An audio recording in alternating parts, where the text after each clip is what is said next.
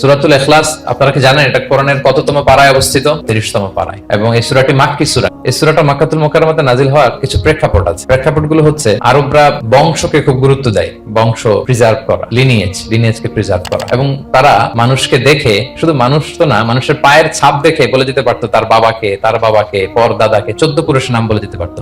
শুধু মানুষই না, মরুভূমির বালুতে উটের পায়ের ছাপ দেখে ওই উট কোন বংশের, ওই বংশের ওর নাম কি, ওর বাবার নাম কি, ওর দাদার নাম কি, 14 পুরুষ এরকম ছিল।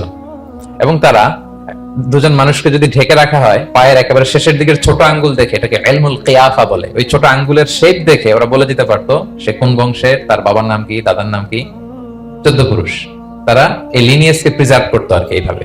এবং এই বংশ পরিক্রমা মুখস্থ করা, জানা, জিজ্ঞেস করা, এটাকে গুরুত্ব দিত। তো তারা আল্লাহকেও আমাদের মতো এরকম একজন সত্তা ভেবে আল্লাহ হাবিব সাল্লাল্লাহু আলাইহি ওয়াসাল্লামকে জিজ্ঞেস করতেছে যে ইদান খালাকাল্লাহু কুল্লা শাই ফামান খালাকাল্লাহ। মুহাম্মদ, তুমি তো বলো যে আল্লাহ নাকি সব সৃষ্টি করেছে, তো আল্লাহকে কে সৃষ্টি করেছে? অথবা বলো যে আল্লাহর বাবাকে, আল্লাহর দাদাকে, আল্লাহর পরদাদাকে, আল্লাহর বংশটা বলো। তো তখন তাদের এই প্রশ্নের জবাবে আল্লাহ তাআলা সূরাতুল ইখলাস নাজিল করেন যে কুল হুয়াল্লাহু আহাদ। নবী আপনি বলুন আল্লাহ হচ্ছেন এক, অদ্বিতীয়, ইউনিক, অ্যাবসলিউট। আল্লাহুস সামাদ, তিনি হচ্ছেন সামাদ, তিনি কারো প্রতি নির্ভরশীল নন, অমুখাপেক্ষী। লাম ইয়ালিদ ওয়া লাম ইউলাদ, তিনি কাউকে জন্ম দেনও নাই, আবার তিনি কারো কাছ থেকে জন্ম নেনও নাই। ওয়া লাম ইয়াকুল লাহু কুফুয়ান আহাদ, তার সমকক্ষ, তার মতো, তার সিমিলার মহাবিশ্বে দ্বিতীয় কেউ নাই।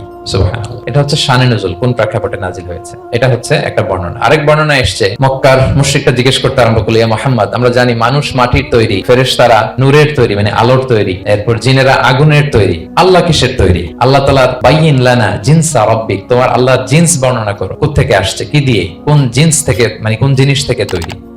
তখন আল্লাহ তাআলা এই সূরাটা নাজিল করলেন, কুল হুয়াল্লাহু আহাদ আল্লাহুস সামাদ লাম ইয়ালিদ ওয়া লাম ইউলাদ ওয়া লাম ইয়াকুল লাহু কুফুয়ান আহাদ।